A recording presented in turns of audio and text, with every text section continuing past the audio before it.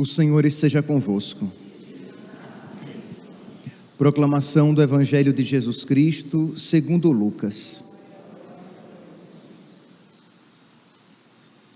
Naquele tempo, enquanto Jesus falava, um fariseu o convidou para jantar com ele. Jesus entrou e pôs-se à mesa. O fariseu ficou admirado ao ver que Jesus não tivesse lavado as mãos antes da refeição. O Senhor disse ao fariseu: Vós, fariseus, limpais o copo e o prato por fora, mas o vosso interior está cheio de roubos e maldades. Insensatos! Aquele que fez o exterior, não fez também o interior? Antes, dai esmola do que vós possuís, e tudo ficará puro para vós. Palavra da salvação.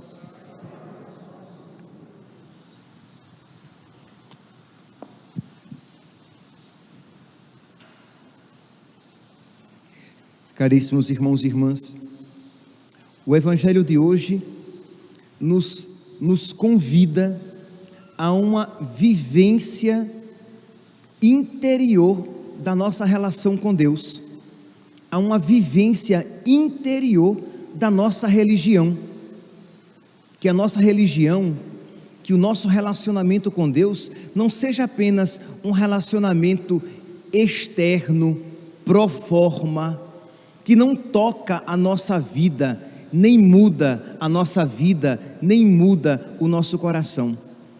O Evangelho aqui apresenta o fato de Jesus ter sido convidado para uma refeição na casa de um fariseu, um jantar, e diz que Jesus não fez o gesto ritualístico.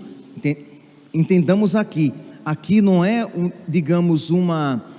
um gesto higiênico de lavar ou não lavar as mãos. Aqui era um gesto ritualístico.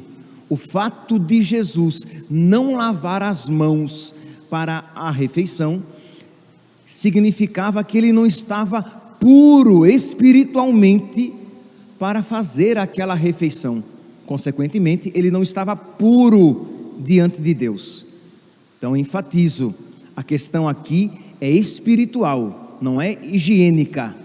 Pois bem, diz então que Jesus não faz isso, e o fariseu começou então a pensar, a criar, a ficar ruminando o pensamento: nossa, ele não lavou as mãos antes da refeição.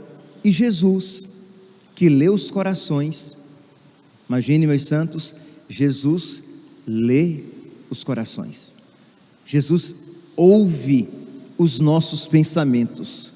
Jesus vê o que nós guardamos no nosso interior, sejam coisas boas, sejam coisas más. Pois bem, diz então que Jesus, percebendo aquilo, Jesus diz: Vós, fariseus, limpais o copo e o prato por fora, mas o vosso interior está cheio de roubos e maldades. Insensatos! Aquele que fez o exterior, não fez também o interior? Antes, dai esmola do que possuís, e tudo ficará puro para vós. Então Jesus, de alguma maneira, desmascara o fariseu e diz: olha, você está tão puro por fora, você está tão bonito por fora, você está tão religioso por fora, mas por dentro, roubos e pecados. Não é a expressão que Jesus, roubos e maldades. Este povo me honra com os lábios, mas o seu coração está longe de mim. Essa afirmação nós já iremos encontrar lá no profeta Isaías, no capítulo 29, versículo 13. Já os profetas do Antigo Testamento condenavam essa atitude. Este povo me honra com os lábios, mas o seu coração está longe de mim. Meus santos, não pensemos aqui apenas nos profetas. Infelizmente, todos nós, religiosos, em maior ou menor intensidade, precisamos bater no peito e reconhecer esta verdade, essa triste verdade na nossa vida. Isto é, quantas incoerências existem em nós, quantas realidades que não se adequam com a nossa fé. Por fora, nós parecemos religiosos, como os fariseus pareciam religiosos. Por fora, cumprindo todos os ritos exteriores, mas por dentro, maldades, roubos e maldades, por dentro, pecados. Só que, meus santos, isto que os profetas denunciavam e que Jesus repetiu, tá? Se vocês pegarem lá em Mateus capítulo 15, versículo 8, nós iremos encontrar esta mesma afirmação de Jesus, ou melhor, esta mesma afirmação do profeta Isaías em Jesus. Jesus repete: este povo me honra com os lábios, mas o seu coração está longe de mim. Então o primeiro ponto aqui, meus santos, é pedir a Deus que mude o nosso coração. Eu sei, eu espero que vocês peçam isso frequentemente, isto é, além de pedir a Deus que lhe conceda crescer na fé, além de pedir a Deus que lhe conceda uma verdadeira fé, pedir a Deus para mudar de coração, porque às vezes, meus santos, você vai à missa, e você deve ir à missa, você reza o terço, e você deve rezar o terço, você faz novenas, quaresmas, tríduos, você tem imagens, você carrega escapulário, medalha, corrente de consagração a Nossa Senhora, e nada disso é mal, muito pelo contrário, são coisas boas, são coisas santas, são coisas lícitas, mas o seu coração é mágoa, rancor, inveja, promiscuidade, fofoca, calúnia, ciúme, impaciência, promiscuidade. Então quer dizer, existe uma incompatibilidade entre aquilo que você apresenta ser e aquilo que você nutre e guarda no seu coração. Ora, se você combate essas realidades, você está no caminho certo. Isto é, infelizmente, há joio e trigo dentro de nós. Mas se você não combate essas realidades, se essas realidades convivem tranquilamente no seu coração, você é um hipócrita. É como um sepulcro, por fora é bonito, por dentro é podridão. Senhor, mudai o meu coração. Ou como reza o salmista no Salmo 50, né? Criai em mim um coração que seja puro. Puro aqui significa sem contaminação, isto é, um coração todo de Deus. Puro aqui significa um coração santo, um coração justo, um coração que agrada a Deus. Não se aplica apenas ao aspecto sexual puro, não. Aqui se aplica a tudo. Um coração íntegro, um coração sem outras realidades contrárias à sua natureza, um coração semelhante ao coração de nosso Senhor. Criai em mim um coração que seja puro, dai-me de novo um espírito decidido. Você tem, meu santinho, você tem rezado todos os dias, pedindo a Deus que mude o seu coração? Quando Jesus diz esse ensinamento, é porque ele percebe que o fariseu precisava ter o coração mudado, que o fariseu era religioso por fora, mas ele não tinha caridade, ele não tinha misericórdia, porque logo depois Jesus diz algo que parece não se encaixar direito. Jesus diz, né? Vós fariseus, limpais o copo e o prato por fora, mas o vosso interior está cheio de roubos e maldades, insensatos. Aquele que fez o exterior, não fez também o interior? Aí vem, antes dai esmola do que vós possuís, e tudo ficará puro para vós. Isto é, o fariseu parecia religioso, mas lhe faltava caridade, lhe faltava misericórdia, lhe faltava conversão. Será, meus santos, que também não nos faltam outras caridade, piedade, outras virtudes que nos farão verdadeiramente religiosos. Não há, meus santos, não há como ser verdadeiramente religioso sem caridade. Não há como ser verdadeiramente religioso sem misericórdia. Na primeira leitura de hoje, retirada da carta de São Paulo aos Gálatas, São Paulo diz assim, Gálatas capítulo 5, versículo 6: com efeito, em Jesus Cristo, o que vale é a fé agindo pela caridade. Dirá São Tiago, a fé sem obras é morta. Então a nossa fé, ela precisa agir por meio da caridade, para que nós possamos receber um coração puro. Você pode dizer, padre, mas por que Jesus diz assim, antes da esmola do que vós possuís, e tudo ficará puro para vós? Porque quem é que pode nos conceder um coração puro? Nós podemos nos dar a nós mesmos um coração puro? Não.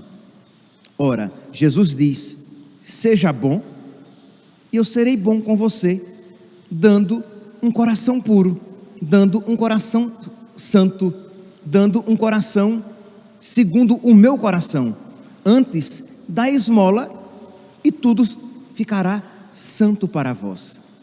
Jesus, diz um autor espiritual, ele dá a sua graça àquele que está disposto a conceder graças. Se você for generoso na sua caridade, se você for generoso na sua misericórdia, se você for generoso nas suas esmolas, é aqui a expressão que Jesus usa, ele será generoso nos concedendo um coração justo, um coração puro, um coração santo. De modo que cada um aqui deve se perguntar, eu tenho sido caridoso? Caridoso aqui, meus santos, eu não me refiro simplesmente à esmola. A caridade, ela abrange muitas outras realidades. A minha fé tem agido por meio da caridade nos meus relacionamentos, nos meus julgamentos, no meu perdão, na minha paciência, na caridade, né, na esmola propriamente dita. Aí você para e diz, padre, eu não sei. Será que que a minha fé, como diz São Paulo na carta aos Gálatas, capítulo 5, versículo 6, que o que importa em Jesus Cristo é a fé agindo pela caridade? Você se pergunta, será que a minha fé está agindo por meio da caridade? Ora, meus santos, tem custado agir por meio da caridade? Tem custado ser misericordioso? Tem. Então você provavelmente está no caminho certo, porque o amor custa, a misericórdia custa, a bondade custa. Se aquilo que você faz não lhe custa muito, provavelmente você não tem amado. Se as suas obras de misericórdia não lhe custam muito, lembre-se daquilo que Jesus falou, daquela pobre viúva que foi ao templo e colocou uma moedinha no cofre, e a moedinha fez aquele barulho, que o cofre ele era geralmente de metal, já mesmo para fazer aquele barulho. Então aquela moedinha tilintou, tic, tic, tic, tic, tic, uma oferta aparentemente insignificante, e o rico colocou uma oferta maior, mais abundante, e Jesus diz, aquela viúva fez misericórdia, aquele rico não, porque ela deu do que procedia do seu coração, ela foi generosa, ela deu tudo o que tinha, enquanto aquele rico deu do que lhe sobrava, não lhe custou coisa alguma.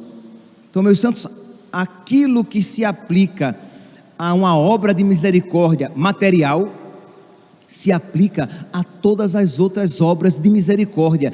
Quando nos custa ter paciência, quando nos custa você servir uma pessoa, quando custa a você rezar por uma pessoa que o maltratou, quando custa perdoar, quando custa você fazer algo por alguém, exatamente ali está presente a caridade de Cristo no seu coração. E quando você é misericordioso, você está preparado para receber misericórdia, receber um coração puro, um coração santo, um coração justo. Fazei antes da esmola do que possuís, e tudo ficará puro para vós. Que este evangelho, neste dia, nesta terça-feira em que nós rezamos a missa em honra à Divina Misericórdia, que nós aprendamos a ser misericordiosos. A oração coleta da missa de hoje, ela diz exatamente isso.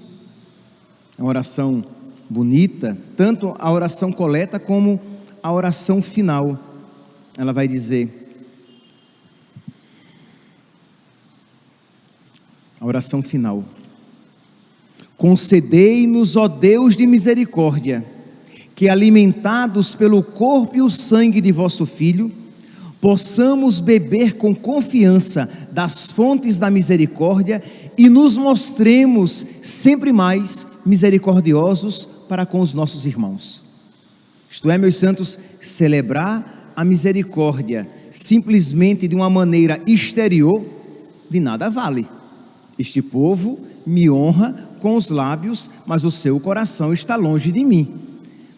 Participar da missa, louvar a Deus, oh Senhor, muito obrigado, porque vós sois misericordioso. Mas se nós não procuramos aplicar na nossa vida esta mesma misericórdia, isso não nos muda o coração, e a nossa religião será vã, será hipócrita, porque nós estaremos honrando a Deus com a boca, mas com um coração tão diferente do seu. Que a Virgem Maria, meus santos, a Mãe da Misericórdia, interceda por nós, para que nós aprendamos, por amor a Deus, a ser misericordiosos.